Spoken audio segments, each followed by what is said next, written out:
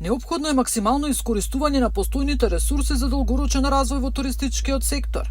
Добрите познавачи посочуваат дека за привлекување на поголем број туристи потребно е проширување на понудата надвор од центарот на градот, со фокус на природата, културно-историските споменици и бројните верски објекти. Ние не треба да бидеме, да се така изразам, робови на она што го имаме како централно подрачје во третманот на туризмот, туку е многу битно да се излезе вон тие граници. Значи, во нашето обкружување ние имаме многу значајни и културно-историски споменици, а и природата ни е раскошна, така да се изразам. Ево, например, Бигорски манастир, да го земеме во предвид како можна локација која би го дисперзирала туризмот од централниот дел кој е доминантен, се разбира. Со оглед на тоа дека доминираат странските туристи, акцентот треба да се стави на домашниот туризам. Статистиката зборува за тоа дека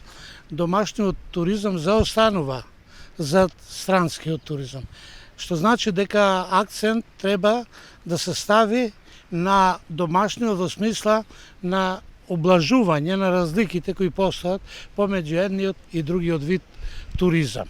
Во секој случај, придобивките економски, социјални, политички и така натаму се на страна на развојот на странскиот туризам. Во март близу 74.000 туристи ја посетиле државата. Според овие податоци, 19,7 се домашни, 80,3% се странски туристи.